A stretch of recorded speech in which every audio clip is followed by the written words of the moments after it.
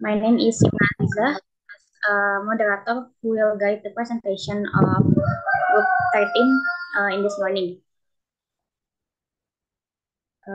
Before we start our lecture this morning, it will be nice to pray first. So the presentation will be uh, easy. Let's pray. Pray begin.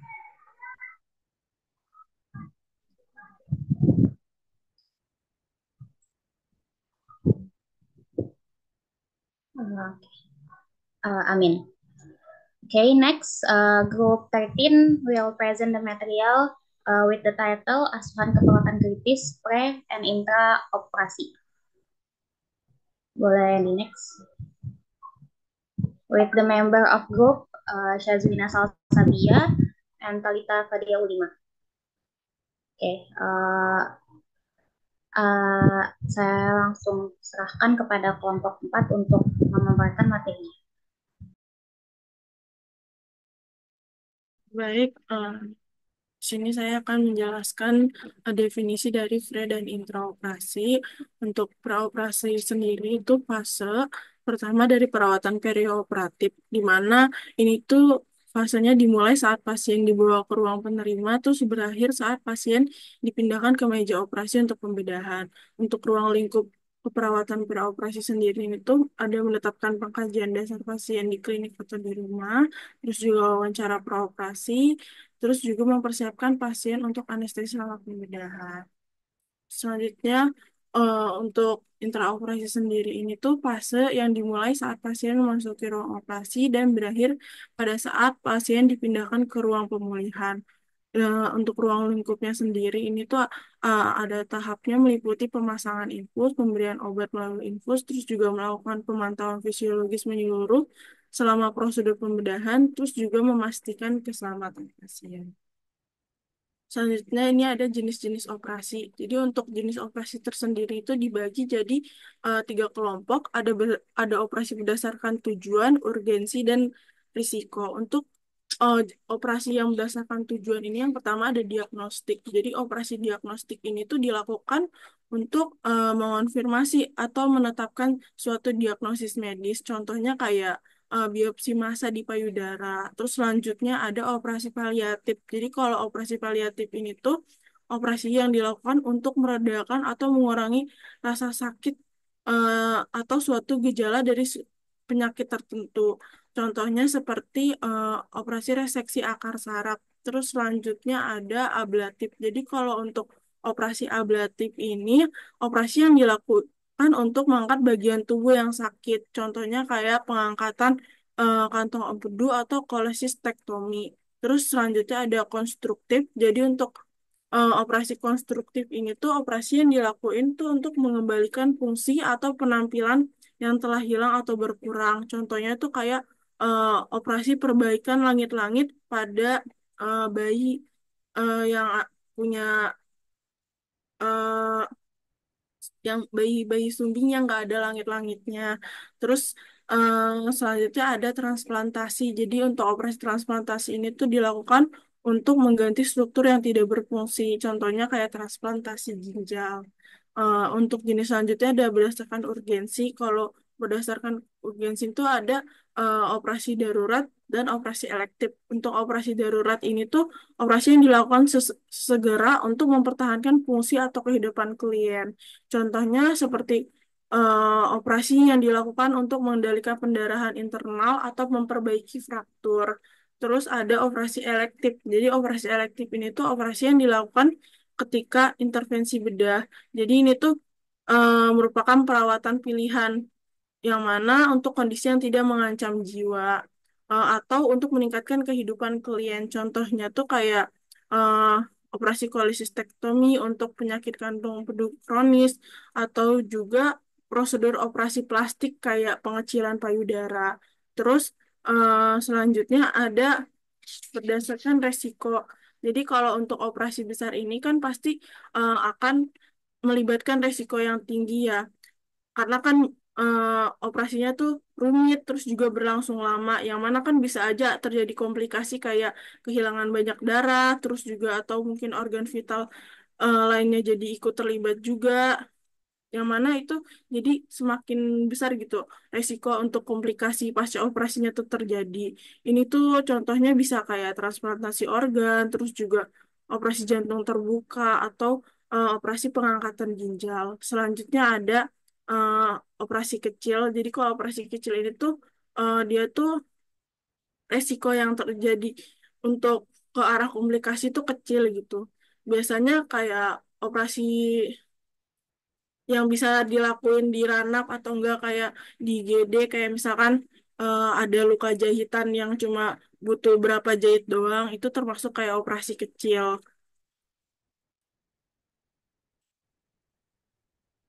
Untuk selanjutnya ini ada jenis-jenis anestesi. Ada jenis-jenis anestesi. Yang pertama ini ada anestesi umum. Jadi anestesi umum ini tuh anestesi yang prosedur. Jadi anestesi umum ini tuh prosedur medis yang menyebabkan hilangnya kesadaran, sensasi, dan refleks protektif seperti batuk dan muntah. Jadi kalau anestesi umum ini tuh udah sampai kita tuh hilang kesadaran sepenuhnya ya. Terus juga dia tuh eh, diberikan melalui infus intravena atau gas anestesi. Untuk selanjutnya ada anestesi regional. Jadi kalau anestesi regional ini cuma pada bagian daerah tubuh tertentu. Jadi si klien ini cuma kehilangan sensasi di area tubuh tertentu itu, tapi si klien masih tetap sadar. Untuk selanjutnya ada teknik-teknik anestesi dari regional. Jadi yang pertama ini ada eh, teknik anestesi topikal.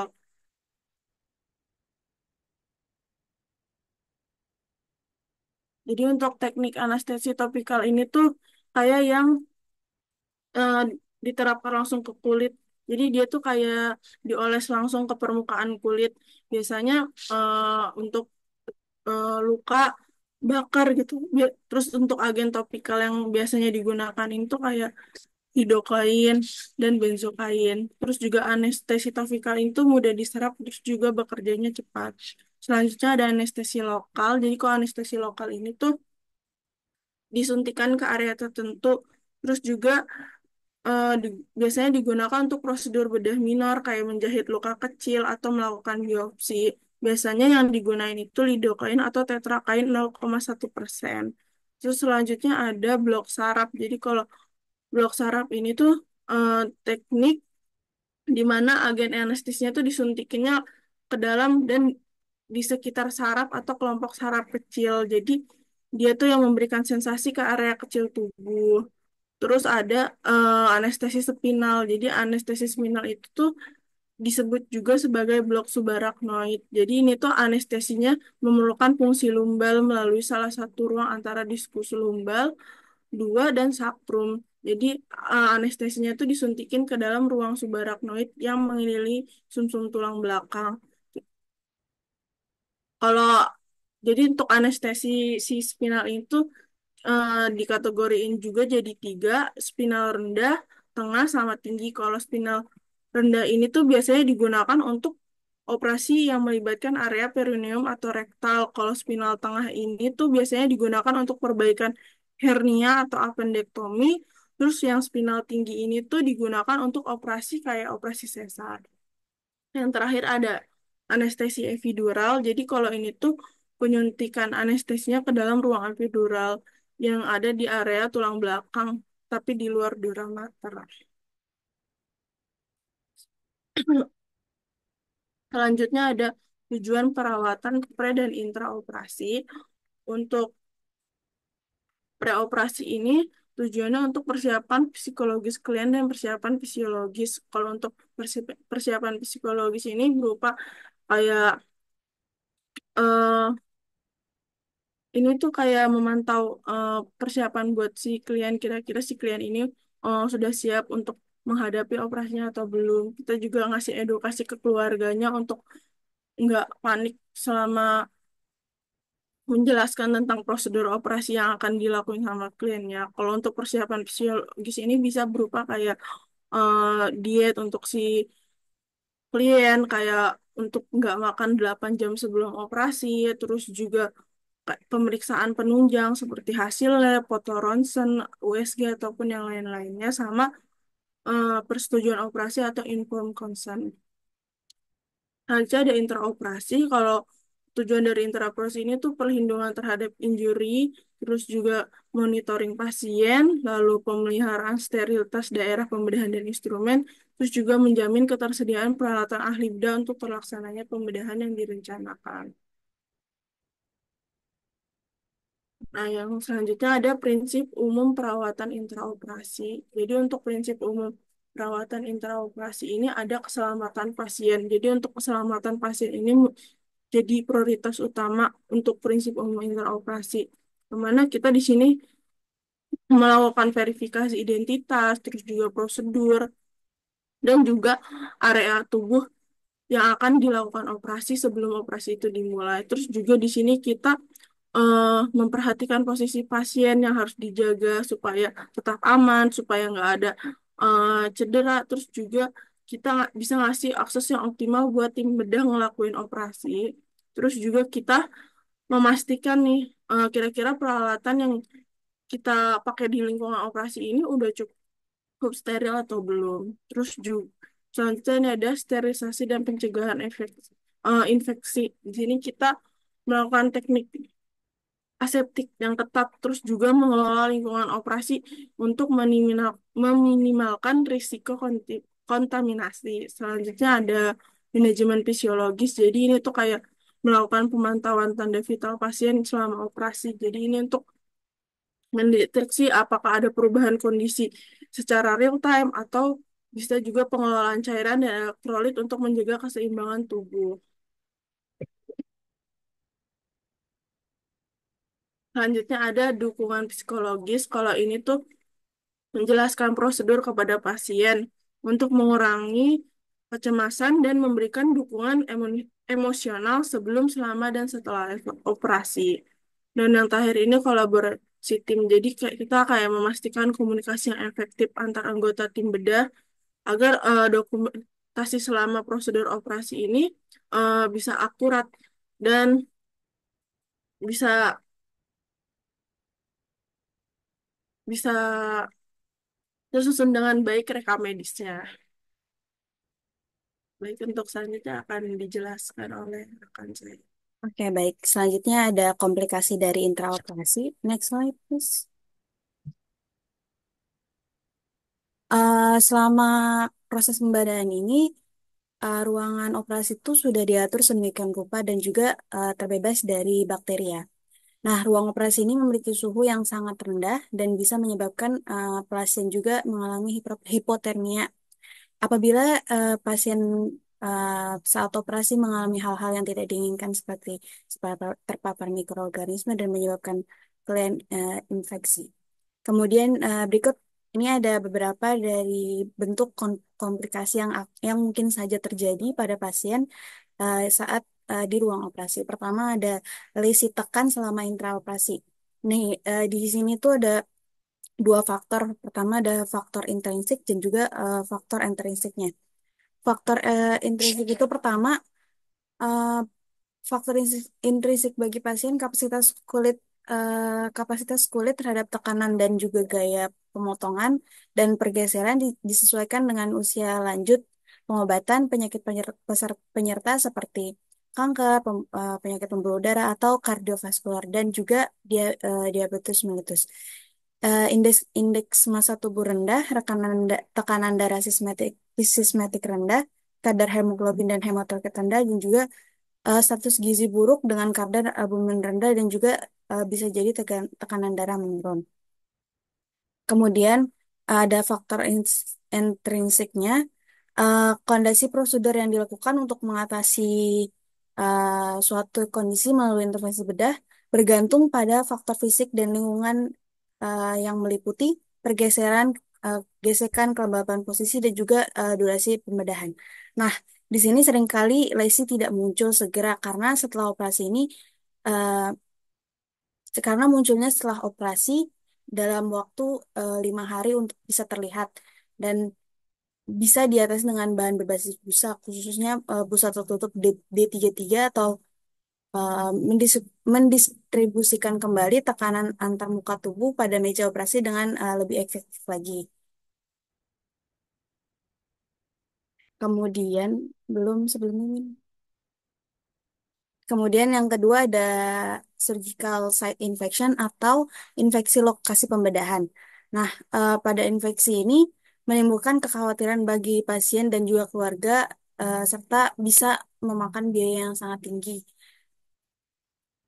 Oleh karena itu, pencegahannya harus menjadi prioritas bagi semua orang dan juga pasiennya.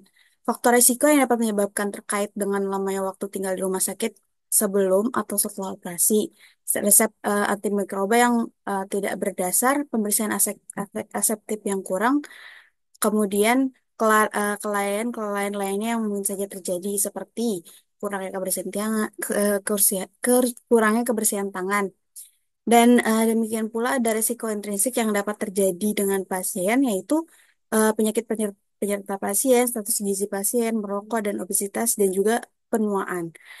Mengingat bahwa pasien dengan infeksi ini memiliki risiko kematian 5 kali lebih besar daripada pasien yang tidak terinfeksi, dan mahalnya perawatan yang tadi saya bilang ya. Ditambah dengan hilangnya harapan kesehatan, strategi pengawasan, pencegahan, dan pengadilan diperlukan terkait perawatan pada kesehatan ini. Next slide. Nah, komplikasi yang terakhir ada hipotermia. Nah, hipotermia ini kan di bawah dari suhu normal ya, 36 derajat Celcius. Dan itu terjadi selama operasi dan merupakan komplikasi bedah yang dapat dicegah. Em, Hipotermia ini dikaitkan dengan terjadinya perubahan metabolisme obat-obatan, infeksi pada lokasi bedah juga, ileus paralitik, dan kejadian kardiovaskular pasca operasi, peningkatan resiko pendarahan, peningkatan konsumsi sel darah merah, perubahan fungsi trombosit, peningkatan kebutuhan oksigen disertai menggigil, dan selain itu juga penggunaan perawatan intensif yang lebih besar, rawat inap, dan pemulihan yang lama. Nah, hipertermia ini juga berhubungan dengan prosedur anestesi bedah seperti halnya suhu ruang bedah, durasi operasi, pemberian cairan vena dingin, pemaparan permukaan tubuh, dan kehilangan cairan dan darah. Um, Meskipun ada rekomendasi untuk mempertahankan hiponormotermia ini, para praktik ini terus menjadi tantangan bagi para profesional kesehatan. Oleh karena itu, intervensi dalam penanganan hipotermia harus menjadi prioritas untuk menjamin perawatan yang aman dan juga berkualitas bagi pasien bedah. Next slide. Selanjutnya ada SOP dari perawatan preoperasi. Next slide. Agar agar berjalannya operasi dengan baik, kita jadi butuh SOP ya teman-teman. Nah, ini definisi dari SOP preoperatif. Saya kutip dari buku SOP dari PPNI. Yang pertama, definisinya mengidentifikasi dan menyiapkan pasien untuk menjalani prosedur operasi dan mencegah terjadinya komplikasi serta perburukan saat berlangsungnya tindakan operasi. Tujuannya itu sebagai acuan penerapan langkah-langkah dalam mempersiapkan pasien sebelum dilakukan pembedahan untuk menghindari adanya infeksi nosokomial. Kebijakan yang ada yaitu tindakan ini dilakukan di ruang perawatan sebelum ditransfer ke ruang operasi. Perawatan preoperasi ini meliputi persiapan fisik dan juga mental pasien, fisiologis dan psikologis. Next slide. Prosedurnya ini yang pertama mengidentifikasi pasien menggunakan minimal 2 identitas ya seperti biasa. Kemudian jelaskan tujuan langkah-langkah prosedur, siapkan alat, lakukan kebersihan 6 langkah, pasang sarung tangan bersih, periksa lokasi dan jenis operasi sesuai order, menjaga privasi pasien, periksa formulir persetujuan, form consent, periksa TTV, berat badan, EKG, dan juga kadar glukosa darah. Kemudian ambil sampel darah, fasilitasi pemeriksaan penunjang seperti radiologi atau pemeriksaan lainnya sesuai dengan kebutuhan yang ada ya. Kemudian ajarkan teknik mengurangi nyeri pasca operasi, latihan napas, dan teknik komplementer lainnya. Kemudian pastikan pasien diet atau puasa sesuai dengan order dokter, biasanya sih 6 jam sampai 8 jam sebelum operasi pembedahan. Kemudian bebaskan area kulit yang akan dioperasi dari rambut atau bulu halus. Kemudian anjurkan pasien untuk mandi dengan cairan antiseptik minimal 1 jam atau malam hari sebelum operasi. Kemudian eh, gunakan pasien menggunakan gaun rumah sakit dan fasilitasi juga pasien. Kemudian pasien diminta untuk melepaskan perhiasan yang dipakai dan juga prostesis seperti lensa kontak, gigi palsu, bulu mata palsu, dan mata palsu. Kemudian pastikan pasien sudah memahami maksud dan tujuan tindakan pembedahan yang akan dilakukan, serta resiko yang mungkin saja terjadi setelah operasi. Kemudian pasien ditentangkan dan diberikan penyuluhan terbaik agar dapat menjalani operasi dengan lancar dan anjurkan pasien untuk berdoa menurut kepercayaannya. Selanjutnya, keluarga pasien diminta untuk selalu mendampingi pasien dan mendukung pasien. Selanjutnya, rapikan kembali dan cuci tangan 6 langkah, pastikan kelengkapan dokumen sudah lengkap dan pasien bisa transfer ke ruang kamar operasi dan kembali kita melakukan kebersihan 6 langkah. Dokumentasikan prosedur yang telah dilakukan. Next slide. Selanjutnya ada penata laksanaan dari preoperasi dan intraoperasi. Next. Ini penata laksanaan dari preoperasi. Pada fase ini, pasien akan diberikan inform consent yang memberikan persetujuan tindakan operasi kepada pasien. Nah, fase pre, pre ini dimulai ketika keputusan diambil untuk melaksanakan intervensi pembedahan. Berikut ini adalah penata laksanaan untuk persetujuan tindakan atau inform consent. Yang pertama, penjelasan informasi yang telah diberikan oleh dokter, kemudian diberitahu dokter beritahu dokter jika pasien memerlukan informasi tambahan untuk membantu menetapkan keputusan. Kemudian pastikan surat persetujuan ini telah ditandatangani sebelum memberikan pemeriksaan psikoaktif. Kemudian persetujuan tindakan ini diperlukan untuk prosedur invasif seperti sedasi atau anestesi. Kemudian menentukan anggota keluarga mana yang akan bertanggung jawab dan berlaku sebagai wali sah untuk memberikan izin atau persetujuan pada pasien apabila masih di bawah umur atau tidak sadar. Dan apabila pasien yang di bawah umur yang dibebaskan sudah menikah dan atau memiliki kehidupan sendiri dapat menandatangani surat persetujuan untuk dirinya sendiri. Kemudian letakkan format persetujuan yang telah ditandatangani dalam tempat yang jelas pada buku pasien ya. Kemudian mulai antarkan dan ganti baju pasien. Next slide. Pada fase intraoperasi ini, uh, tahap intraoperasi ini dimulai ketika seorang baru memasuki ruang bedah dan berakhir pada saat pasien akan dipindahkan kembali ke perawatan. Yang aktivitas perawat yang bertugas di ruang bedah ini, pertama ada safety management, yakni tindakan di mana perawat menjamin keamanan untuk pasien selama pembedahan berlangsung. Tindakan yang dapat dilakukan diantaranya pengaturan posisi pasien, terus perawat pasti mengerti bahwa posisi pasien saat operasi akan sangat berpengaruh pada perubahan-perubahan fungsi fisiologis yang akan timbul apabila salah memposisikan pasien tersebut. Kemudian ada monitoring dari fisiologis. Nah, monitoring fisiologis ini eh, dapat berbentuk hitung balance cairan, ini untuk memenuhi kebutuhan pasien agar tidak terjadi hipovolemia dan dehidrasi atau sebaliknya. Kemudian juga pantau kondisi kardiopulmonal dan juga tanda-tanda vital lainnya. Kemudian ada monitoring psikologis, yakni dukungan psikologis saat pasien masih sadar atau belum diberikan anestesi dan dukungan yang diberikan oleh perawat yakni memberikan dukungan emosional dan perawat berdiri di dekat pasien selama sebelum proses pembedahan memberikan sentuhan seperti dukungan selama proses pemberian anestesi, kemudian mengkaji status emosional dan mengkomunikasikan status emosional pasien kepada tim kesehatan jika terdapat perubahan dari sebelum dan saat proses pembedahan.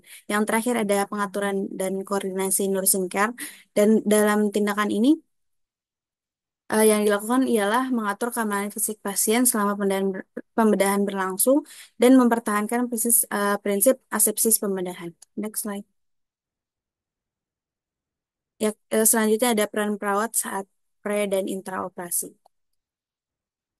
Peran perawat saat preoperasi yang tadi sudah dijelaskan yakni membantu pasien untuk melakukan menghadapi pembedahan dan membantu memfasilitasi mencapai hasil yang diharapkan serta membantu pasien dan keluarga mendapatkan fungsi yang optimal eh, setelah pembedahan. Next slide. Yang kedua ada peran perawat saat intraoperasi. Yang pertama ada perawat administratif. Perawat ini berfungsi sebagai perencanaan dan pengaturan staf, kemudian manajemen penjadwalan pasien, manajemen perencanaan material dan manajemen kinerja. Selanjutnya ada eh, perawat sirkuler. Perawat sirkuler ini sebagai penghubung antara area steril dan tidak steril dan bagian kamar operasi, serta eh, perawat sirkuler juga membantu perawat instrumen dalam menjamin kelengkapan alat yang dibutuhkan untuk operasi. Selanjutnya ada perawat instrumen. Nah, perawat instrumen ini yang bertugas dalam mengelola alat instrumen agar eh, eh, alat-alatnya lengkap dan dilakukan selama pembedahan. Perawat instrumen juga mengetahui bagaimana cara-cara yang tepat dalam pemberian alat kepada dokter bedah dan bagaimana alat tersebut akan digunakan. Yang terakhir ada perawat ruang pemulihan. Nah, di ruang pemulihan ini, perawat menjaga pasien sampai sadar agar dapat dipindahkan ke ruang perawat. Perawat di ruang ini juga memiliki keterampilan eh, mengenai gawat darurat karena kondisi pasien bisa saja memburuk secara tiba-tiba dan bisa menyebabkan kematian. Next slide. Selanjutnya ada perawat anestesi. Nah, perawat anestesi ini eh, sudah memiliki lisensi anestesi dan mengikuti pelatihan mengenai anestesi pada pembedahan. Dan perawat anestesi ini akan bekerja sama dengan dokter untuk membius pasien selama kepentingan operasi. Dan perawat anestesi juga selalu menerapkan prinsip 6 benar obat saat akan memberikan anestesi kepada pasien. Next slide.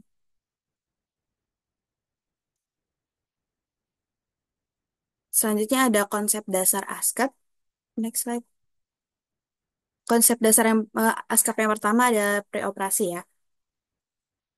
Next slide, please. Nah, ini saat preoperasi ini sangat ditekankan kepada informed consent. Dokter bedah yang bertanggung jawab untuk memperoleh persetujuan preoperasi atau informed consent ini berdasarkan informasi dengan memberikan informasi berikut kepada klien atau wali sah. Yang pertama ada sifat dan alasan pembedahan, semua opsi yang tersedia dan resiko-resiko yang terkait dengan setiap opsi yang akan dipilih.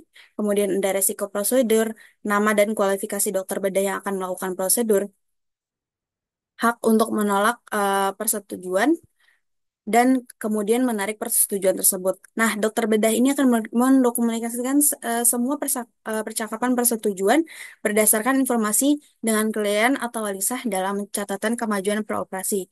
Formulir persetujuan pembedahan yang akan dilakukan ini disediakan oleh rumah sakit yang akan melindungi pasien dari prosedur yang salah atau tidak diinginkan.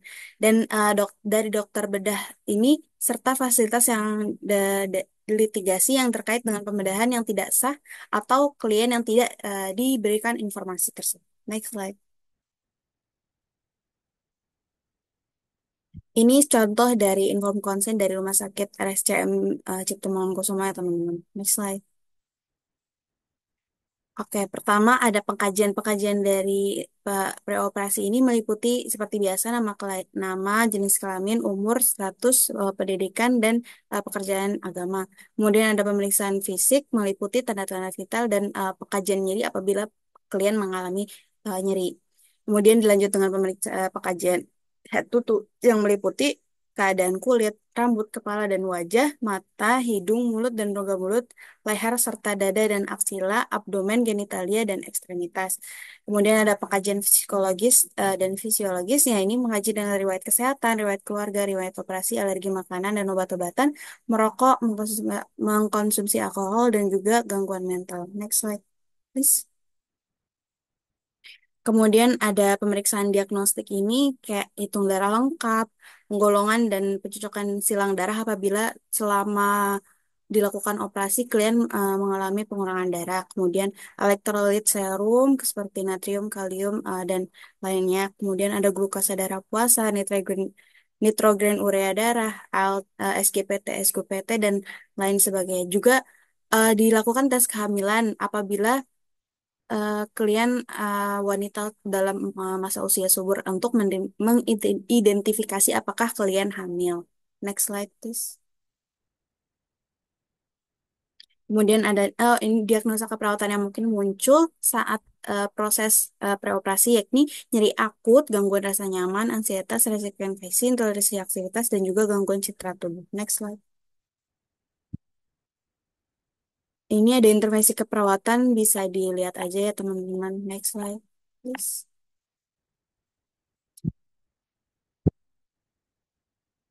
Next. Untuk gangguan rasa nyaman, ini bisa pengaturan posisi seperti monitor status dan lain sebagainya. Next slide. Ini bisa dibaca aja teman-teman seperti biasa mengatur intervensi dan ini selanjutnya dan ansietas terapi relaksasi. Next slide. Ini pencegahan infeksi untuk resiko infeksi. Next slide, please. Selanjutnya ada intoleransi aktivitas dengan terapi aktivitas. Next. Gangguan citra tubuh dengan promosi citra tubuh. Next. Bisa dilanjutkan dengan teman saya. Terima kasih. Baik, untuk selanjutnya ada konsep asuhan keperawatan intraoperasi. Selanjutnya ini ada pengkajian. Jadi untuk pengkajian perawatan intraoperasi ini tuh seperti kita mengkonfirmasi kembali semua pengkajian yang sudah dilakukan di preoperasi. Yang pertama ini kayak konfirmasi identitas klien dan status. Identitas klien yang kita konfirmasi itu kayak nama lengkap, nomor rekam medis, dan tanggal lahir. Selanjutnya ada status, yang pertama ada status fisiologis seperti tingkat kesehatan pasien, kesadaran, tanda-tanda vital, dan respon pengobatan selama preoperasi. Terus selanjutnya ada status psikososial tentang kekhawatiran serta kecemasan pasien, terus juga pengetahuan pasien terkait operasi yang akan dilakukan, dan juga mekanisme coping pasien dalam menghadapi operasi yang akan dilakukannya. Terus selanjutnya ada status fisik. Di sini tuh kita mengkaji area yang akan dioperasi, terus juga kondisi kulit dan efektivitas persiapan kulit, terus juga kepatenan jalur infus, nasogastrik, serta kateter urin. Selanjutnya itu kita memverifikasi data. Ini tuh kayak memverifikasi informasi daftar periksa praoperasi eh, untuk memastikan apakah semua persiapannya itu udah dilakuin. Terus selanjutnya ada catatan pasien. Yang pertama ada ini informed consent. Jadi kita memeriksa informed consent yang telah diberikan dengan benar. Terus apakah udah ada tanda tangan pasien yang sah. Terus selanjutnya ada riwayat kesehatan dan pemeriksaan fisik. Untuk riwayatan kesehatan sendiri itu kayak riwayat kesehatan keluarga, terus juga riwayat operasi dan sebagainya. Terus untuk pemeriksaan fisik ini kita ada pemantauan tanda-tanda vital seperti tekanan darah, denyut jantung, saturasi oksigen. Stop dulu, stop. Ya. Talita, tolong bisa video yang pertama aja dulu, Talita. Baik, Ibu. Wina boleh di stop share dulu ya, Win.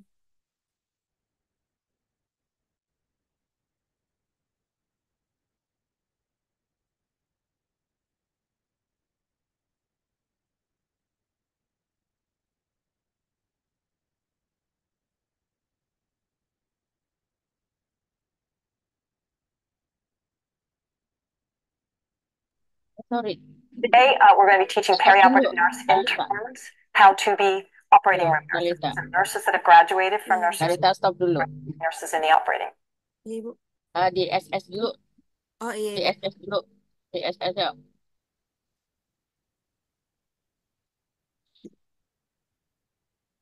Di SS kamu stop share dulu.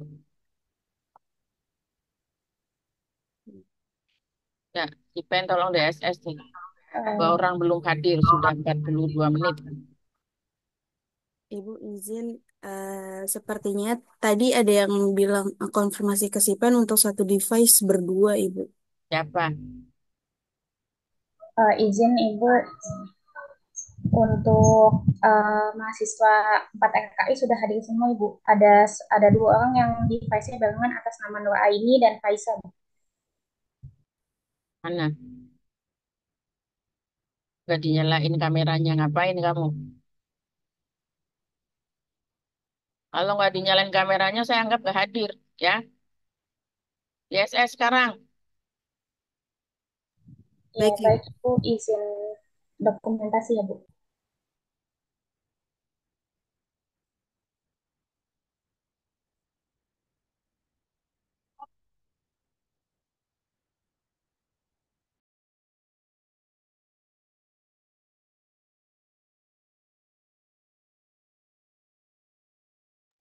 Kalau sudah lanjut, Talita. Baik, Ibu, saya lanjut share screen ya, Ibu.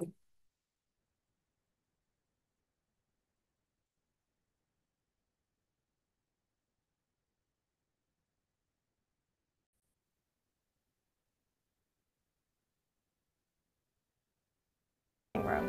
We will teach them how to scrub their hands. We will teach them how to do a surgical rub, which is an alcohol antisepsis on their hand. We will teach them how to gown and glove. We will teach them how to gown and glove a surgeon. We'll teach them how to set up a table, all the instruments, how to count the instruments. Then we will teach them how to put the drape on the patient. We will teach them how to hand instruments to the doctor, and I usually play the doctor. We work on universal protocol, which is our timeout, and we work on a fire risk assessment, which is very important in our patient safety.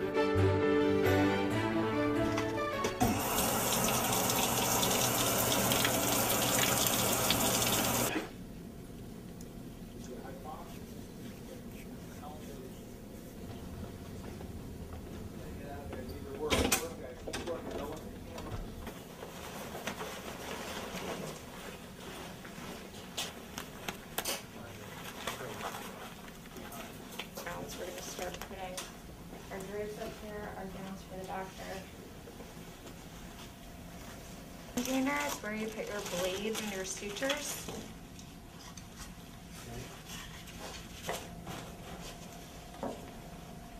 All right. That's nice.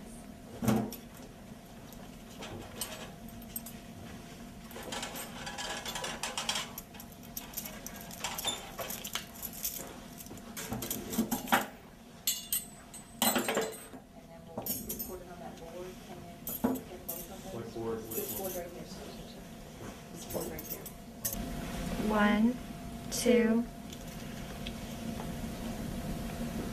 three, 4, 5, 6, 7, 8, 9, 10 retex. Okay. 2, 4, 6 needle holders. 2 right angles. 2 curved Adsons.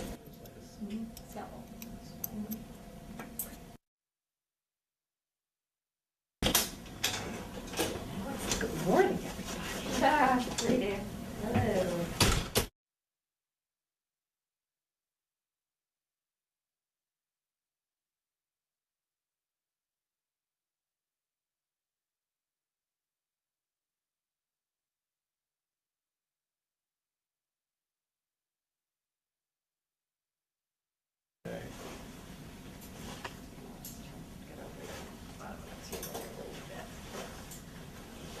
We're gonna clip them.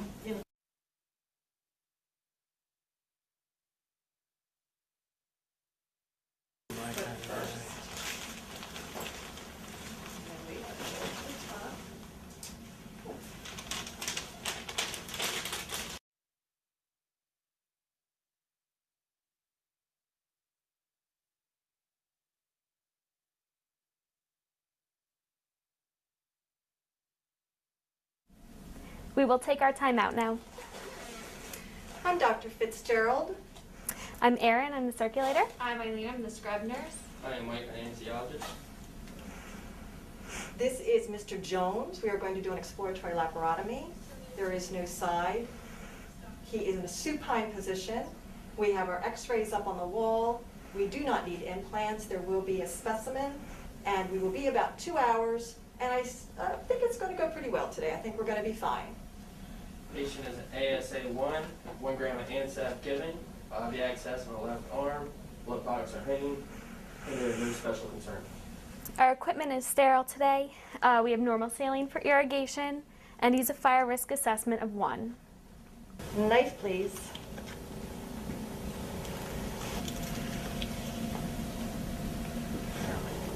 Hemostat, please. And the baby forceps, please. Thank you. Raytech, 1, 2.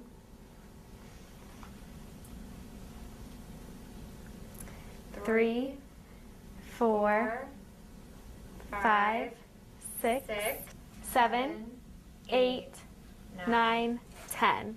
Count is correct.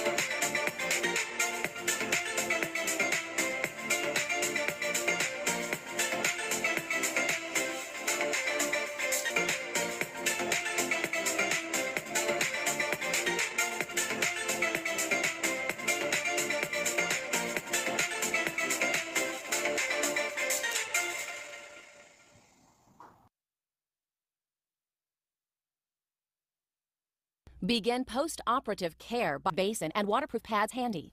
Check the equipment setup in the room.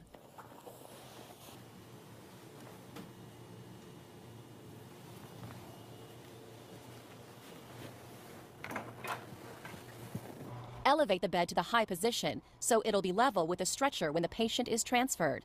And check to ensure that the wheels are locked. Hi, Jennifer. This is Mrs. Walters from the recovery. Great, thank you. Mrs. Walters, this is your room that you're going to be staying in. Hi, Mrs. Walters. Hello. We're going to take a few minutes and get you comfortable here in your new bed, okay? Okay.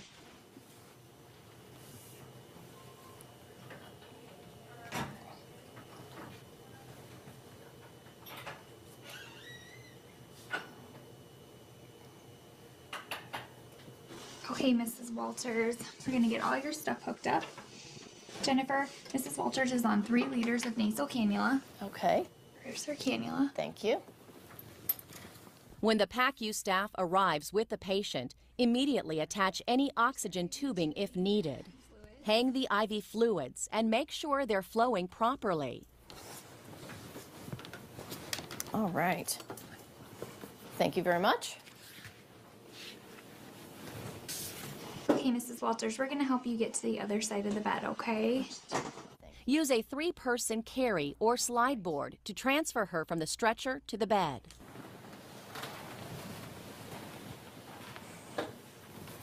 I'm going to take your vital signs now. Assess the patient's vital signs and compare your findings to the vital signs recorded in the recovery area and to baseline values. Continue to monitor the patient according to your agency's policy and as her condition warrants.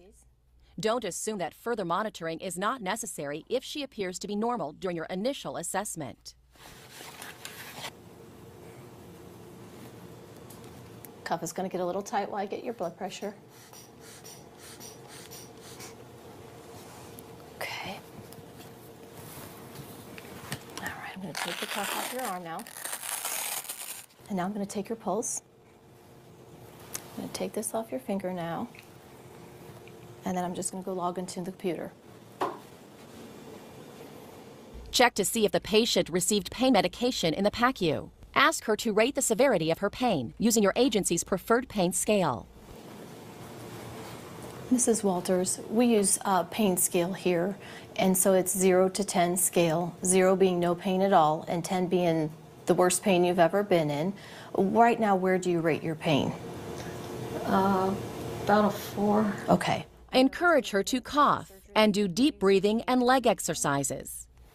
So every hour, whenever you're awake and feel up to it, we want you to cough, deep breathe, and do those leg exercises.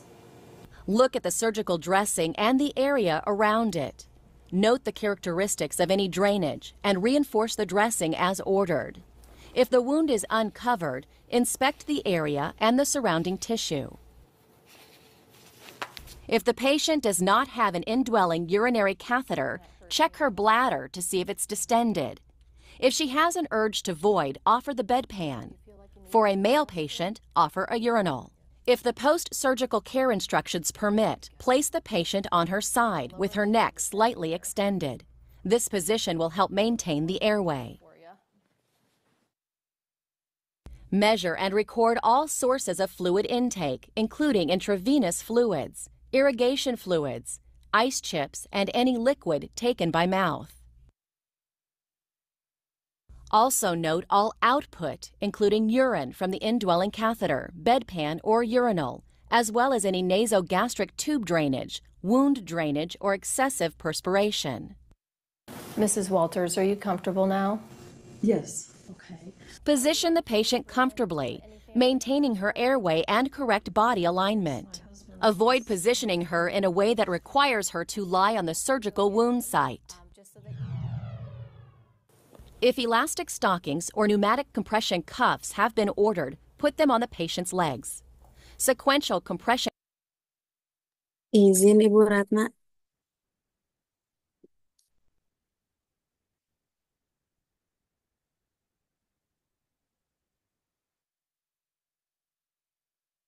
Izin Ibu, ini video post operasi yang materinya selanjutnya akan disampaikan apakah nanti aja atau sekarang, Bu?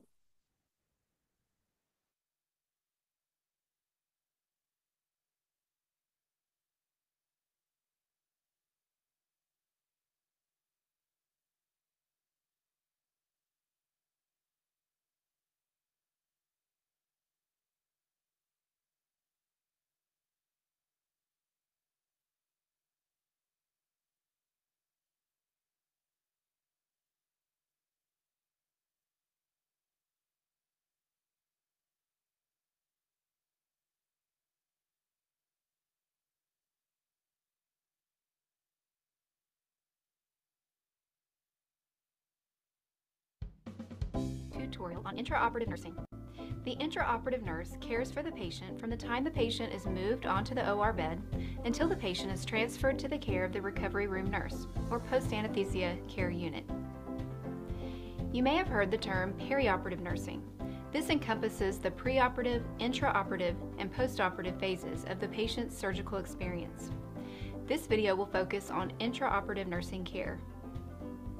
Nursing responsibilities during the intraoperative phase include continuing the assessment of the patient's physiologic and psychologic status, promoting safety and privacy, preventing wound infection, and promoting healing. The surgical team must work together to deliver safe and effective care to the patient in the intraoperative phase. The team is divided into categories based on responsibilities and consists of the primary surgeon and assistants, the scrub tech or nurse, circulating nurse, and anesthesiologist. The surgeon, assistant, and scrub tech work in the sterile field, while the circulating nurse, anesthesiologist, and other personnel function outside the sterile field. The circulating nurse is an RN with several responsibilities, including coordinating patient care before, during, and after the surgical procedure, providing emotional support to the patient and assisting the anesthesiologist during the initiation of anesthesia, ensuring patient safety, positioning and monitoring the patient, and enforcing policies and procedures throughout the surgery, including a timeout. Maintaining sterile technique while providing supplies and equipment for the sterile team. Documenting all nursing care during the intraoperative period and making sure that surgical specimens are labeled correctly and placed in the appropriate media. Recognizing and resolving environmental hazards that involve the patient or surgical team, including protecting the patient from electrical hazards. Ensuring with the scrub tech that all sponge, instrument, and sharp counts are completed and documented. And communicating relevant information to family members and other healthcare workers outside the OR. The surgical environment is designed to provide a safe therapeutic environment for the patient. Traffic in and out of the operating suite is kept to a minimum to decrease potential contamination from air turbulence and bacterial shedding. Floors, walls, and ceilings are made of materials that are easy to clean with antimicrobial agents. The temperature in the OR is kept between 68 and 75 degrees to reduce the risk of infection. The relative humidity is kept between 40 to 60%, which diminishes bacterial growth and restricts static electricity. Aseptic technique involves following practices that prevent contamination from pathogens and must be followed by all members of the OR team to reduce the risk of surgical site infections. The Association of Perioperative Registered Nurses, or AORN, has perioperative standards and recommended practices for asepsis that include the following. Scrubbed persons should function within a sterile field. Sterile drapes should be used to establish a sterile field. Items used within a sterile field should be sterile. All items introduced onto a sterile field should be opened, dispensed, and transferred by methods that maintain sterility and integrity. A sterile field should be maintained and monitored constantly. All personnel moving within or around a sterile field should do so in a manner that maintains the sterile field. Sterile persons remain close to the sterile field and never turn their backs to it. Policies and procedures for maintaining a sterile field should be developed, reviewed periodically, and readily available in the practice setting. Individuals working in the OR are a major source of microbial contamination to the environment due to the large quantities of bacteria in the respiratory tract and on the skin, hair, and clothes. Surgical attire is required to reduce the patient's risk of surgical site infection, or SSI, from microorganisms, and also to protect personnel from exposure to hazardous substances and infectious microorganisms. Everyone in the OR will need to wear a surgical cap, mask, and shoe or boot covers. Dressing in OR attire progresses from head to toe. Surgical hat first to prevent the shedding of microbes from the head or hair to the scrubs, then the surgical scrub suit, face mask and safety eyewear, and shoe or boot covers. Non-sterile team members should wear a long-sleeve scrub jacket. Those in the sterile field will also perform a surgical scrub of hands and arms before entering the OR to put on a sterile gown and gloves. Double gloving is recommended and has many benefits, including preventing SSI and protecting the hands of healthcare providers. Patient skin preparation involves the patient showering thoroughly with an antiseptic wash prior to surgery. The intraoperative circulating nurse will be involved in hair removal from the surgical site when necessary and cleaning the incision site with skin antiseptic, using the manufacturer's recommendation for contact and drying time. Skin preparation begins with mechanical scrubbing at the incision site, moving out in a circular fashion away from the site. The sponge is considered contaminated when it reaches the outer edge and is then discarded. A new sponge is used each time the area is scrubbed. Once the patient is prepped and draped in the OR, the circulating nurse usually initiates the timeout that takes place between the entire surgical team. The timeout is a verbal agreement that includes, at a minimum, the following: correct patient identity, correct site, and correct procedure to be performed. If implants or radiologic exams are involved, these should be verified at this time also. Document the completion of the timeout, indicating that everything has been verified and agreed upon. The circulating nurse plays a role in assisting the anesthesiologist with anesthesia. Anesthesia may be limited loss of feeling or total loss of feeling, with or without loss of consciousness. There are three main types of anesthesia: local, regional, and general. General anesthesia produces unconsciousness. Regional anesthesia creates a loss of sensation in a particular area, and local anesthesia agents may be used alone or in conjunction with other anesthesia. The OR nurse needs to know the various types of anesthetics used in surgery, methods of administration, and the potential side effects and complications in order to assist the anesthesia team. Let's look at a brief overview of the types of anesthesia. Local anesthetics block the conduction of pain impulses, affecting motor and sensory nerves. The nurse should be aware of signs of toxicity, including tachypnea, tachycardia or bradycardia, tinnitus, drowsiness, metallic taste, numbness around the mouth, paresthesias, tremors, seizures, and coma. Regional anesthesia uses local anesthetics to cause a temporary loss of sensation in a particular portion of the body. Types of regional anesthesia include a spinal, epidural, nerve block, and beer block. Spinal anesthesia is usually used for surgery on the lower abdomen, groin area, perineum, or lower extremities. The anesthetic agent is injected into the cerebral spinal fluid, or CSF, in the subarachnoid space. Risks include hypotension, inadvertent high level of anesthesia that causes respiratory arrest and complete paralysis, neurologic complications, spinal headache, and infection. Epidural anesthesia can be used for abdominal, genitourinary, and lower extremity procedures. It involves injecting the anesthetic agent into the epidural space, which is outside the CSF. Compared to a spinal, an epidural requires higher doses of anesthetic, has a slower onset, and is not dependent on the patient's physician for the level of anesthesia. The provider is able to titrate the dose throughout the procedure. Risks include hypotension, headache, respiratory depression, and neurologic complications, but are not as common as with spinal anesthesia.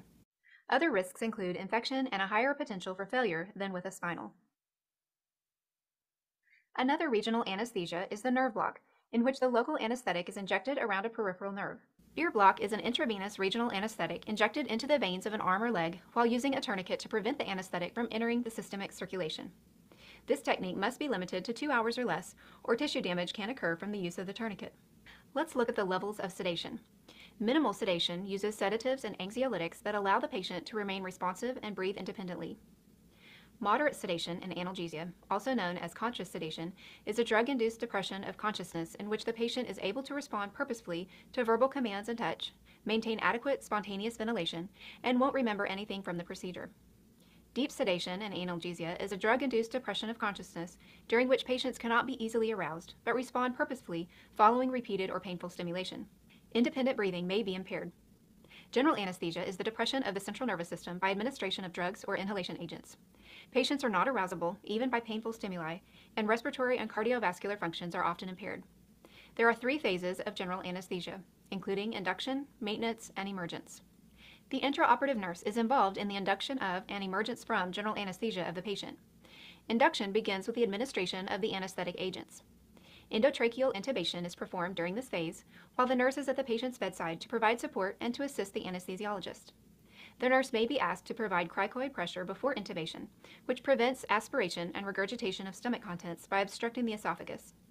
Once the patient is ready for positioning, skin prep, or incision, the patient is now in the maintenance phase of anesthesia, during which the anesthesiologist maintains the appropriate levels of anesthesia for the length of the procedure. When the anesthesiologist begins to waken the patient, the emergence period has begun. The patient is extubated, and the nurse needs to be available to assist the provider as needed with patient safety and comfort, since the patient may experience vomiting, shivering, or restlessness. The intraoperative nurse also needs to be aware of the thermoregulatory response of the patient during surgery.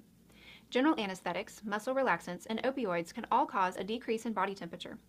In the OR, the patient also loses core body heat due to the cool environment, infusion of IV fluids, cool skin prep solutions, cold, dry anesthetic gases, and escape through the surgical incision. The intraoperative nurse needs to take measures to keep the patient warm, covering exposed areas as much as possible with warmed blankets, and using warmed IV solutions will help prevent hypothermia. Occurring less often than hypothermia is intraoperative hyperthermia, or an increase in body temperature of 3.6 degrees Fahrenheit per hour. It may be caused by sepsis, infection, or less commonly, malignant hyperthermia, in which the patient's temperature may rise 1.8 to 3.6 degrees Fahrenheit every 5 minutes and may exceed 109.4 degrees Fahrenheit. It is a potentially fatal complication of general anesthesia when there is a genetic defect in the muscle cell membrane, making the patient more susceptible.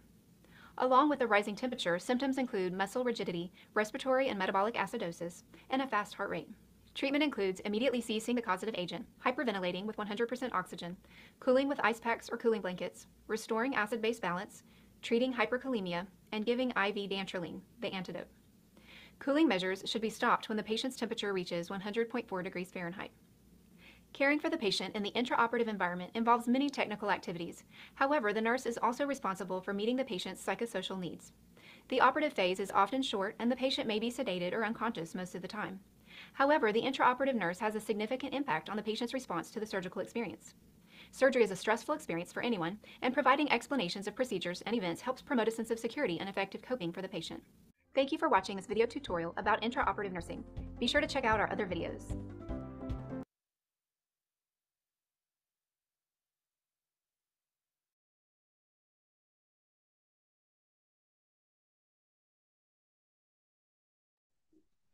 Iya, baik.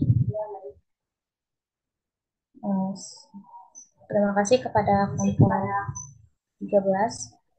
Selanjutnya, saya buka sesi tanya jawab untuk kelompok 13, dan kepada teman-teman yang ingin bertanya kepada kelompok 13, dipersilahkan untuk raise hand terlebih dahulu.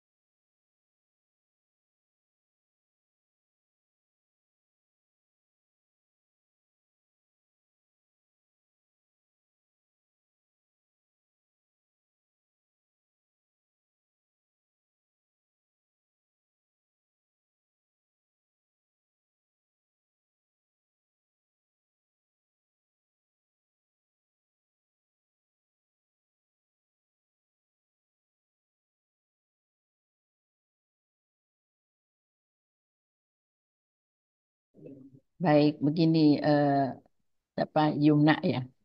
Yumna, untuk diskusi nanti kita sambung dengan kelompok yang kelompok post-op ya. Ya, karena sekarang itu sudah di ruang rapat, jadi nggak bisa diskusi lagi. Kita diskusi nanti pas pembahasan yang post operatif. Post operatif kan kelompok saya juga kan. Kelompok, iya Ya, Ibu, Ibu. lupa Ibu. Jadi nanti dilanjutkan jadi satu ini post op ya. Baik, Ibu izin. Ya, baik, Ibu. Tapi tolong videonya diperhatikan betul tadi. Sama untuk yang belum presentasi yang post op itu jangan lupa in English ya.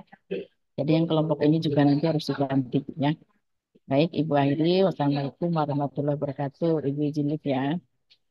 Terima kasih, Ibu.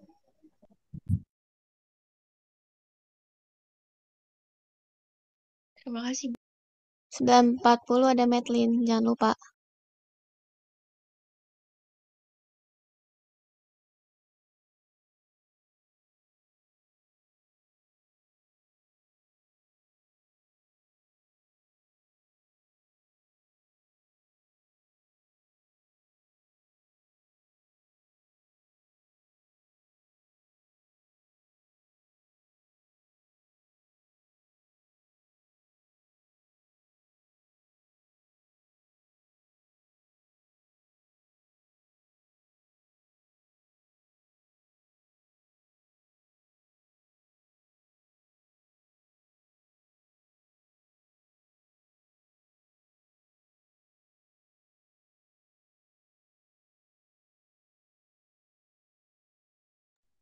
Ada yang mau di-allow record gak guys? Atau udah minta ke host? Oh, udah deh, Mola. Udah, Tak. Makasih. Oke.